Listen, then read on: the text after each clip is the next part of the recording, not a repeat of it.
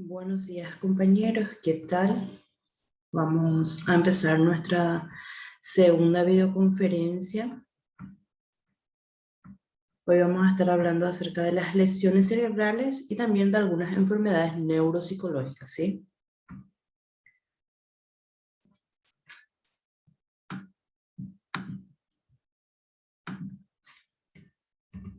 Bueno, lesiones cerebrales. ¿Qué son las lesiones cerebrales? Como estaba diciendo en la clase anterior, nosotros dentro de la neuropsicología estamos viendo la prevención o por lo menos la detección temprana de estas enfermedades, ¿verdad? Vamos a estar conociendo un poquitito acerca de la lesión cerebral o daño cerebral, que es la destrucción o la degeneración de las células cerebrales.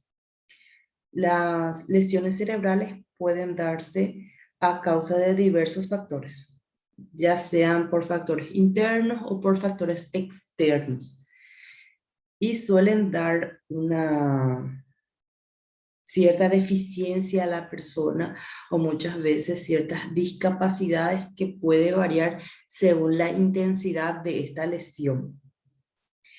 Los casos más graves pueden terminar en coma o pueden terminar en un estado vegetativo persistente.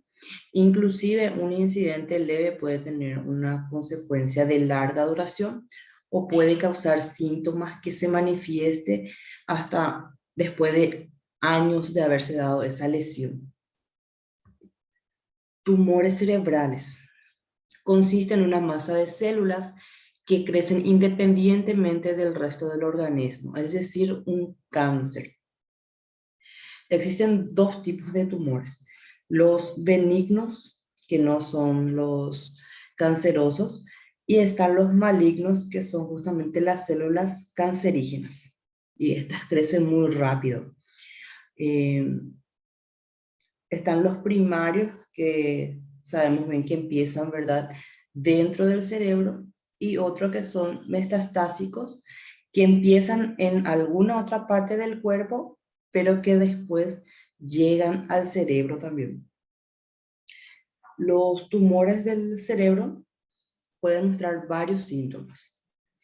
Puede ser un dolor de cabeza, generalmente por la mañana se presentan náuseas, muchas veces vómitos, cambios en la capacidad para hablar, muchas veces también en la capacidad de escuchar o de ver.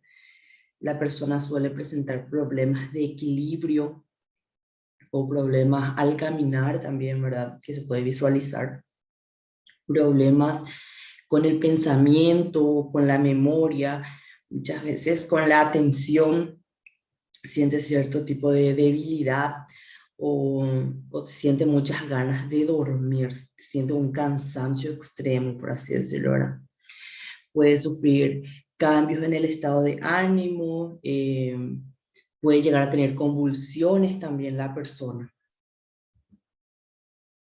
Trastornos cerebrovasculares. Tenemos el derrame cerebral y la isquemia cerebral.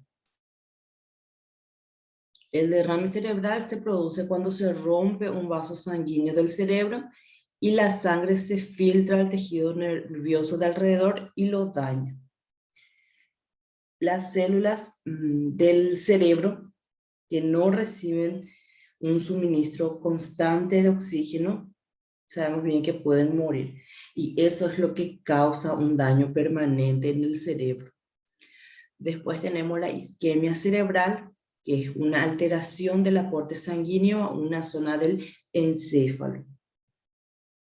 Sería lo mismo que un infarto, pero este tiene lugar en el cerebro, ¿verdad?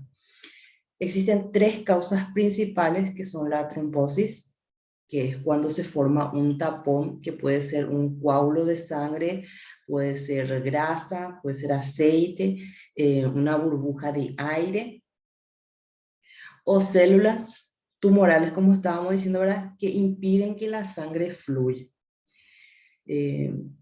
Puede ser una embolia, que es la interrupción repentina del flujo de sangre a un órgano, o por parte del cuerpo debido a un coágulo también que viene de otra parte del cuerpo. Y por último tenemos la arteriosclerosis, que es donde las paredes de los vasos sanguíneos se engrosan y los canales se estrechan. Y como resultado, ¿verdad?, de depósitos grasos, es lo que se da esta arteriosclerosis. Después tenemos las enfermedades neuropsicológicas, que como estábamos diciendo, ¿verdad?, justamente son aquellas enfermedades que afectan el sistema nervioso y el sistema periférico. Empezamos por la epilepsia. El síntoma principal es el ataque epiléptico. La denominación de epilepsia se aplica solamente a pacientes cuyos ataques aparecen estar generados por la disfunción crónica del cerebro.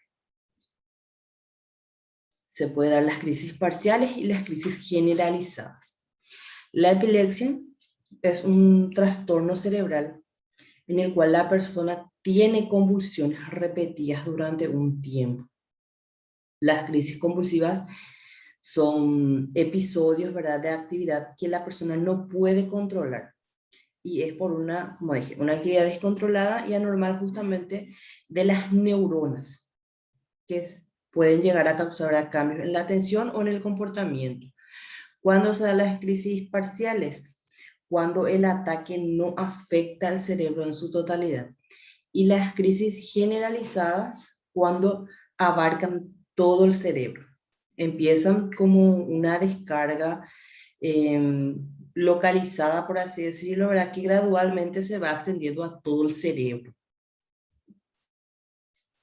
Enfermedad de Parkinson es un trastorno del movimiento que se produce durante la madurez y la vejez, que afecta al 0,5% de la población. Sus síntomas iniciales son leves, ligera rigidez o temblor de dedos que aumenta la gravedad con los años. Como estábamos diciendo, sus síntomas iniciales son leves. Tiene la ligera rigidez, temblor en los dedos, y eso va aumentando con los años. Después ya empieza a tener rigidez muscular, dificultad para iniciar algunos movimientos, o de repente ya tiene una lentitud también en sus movimientos. Las personas con este tipo de enfermedad normalmente razonan normalmente, ¿verdad? Pero se sienten atrapados en su cuerpo porque no tienen ese control del cuerpo. Tenemos la esclerosis múltiple, que es una enfermedad progresiva de la mielina del sistema nervioso central que se inicia en la edad adulta.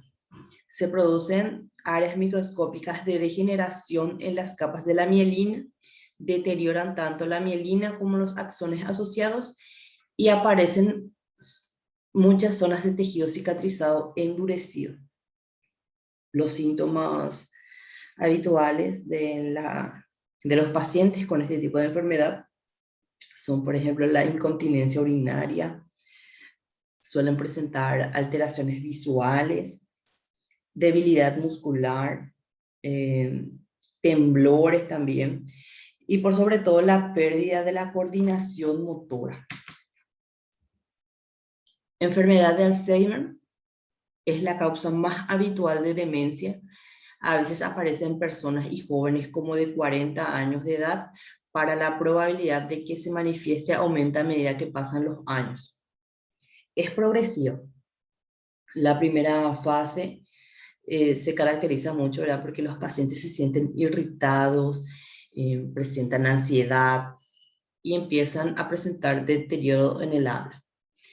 En sus fases avanzadas ya les resulta difícil recordar cosas que para nosotros puede ser muy simple y muy obvio. Por ejemplo, pueden olvidarse de cómo tragar las comidas, de repente de cómo vestirse, de controlar también su vejiga. Esta enfermedad ataca al 3% de la población en general a partir de los 65 años. pero como estábamos leyendo, también se da muchas veces en jóvenes. Bueno, como estábamos diciendo en la clase anterior, desde la neuropsicología, la función del psicólogo sería, ¿verdad?, esa detección temprana de estas enfermedades. ¿Para qué? Para poder encarar con un tratamiento multidisciplinar de manera adecuada y en el tiempo adecuado, ¿verdad? Bueno, eso era un poquitito, ¿verdad?, de lo que yo quería compartir el día de hoy con ustedes. Espero que en la próxima clase puedan participar, que sería nuevamente el próximo sábado a partir de las 8, ¿sí? Para las personas que entran a ver la grabación, me gustaría que participen, ya que estaré dando las indicaciones para el examen virtual y para el examen presencial.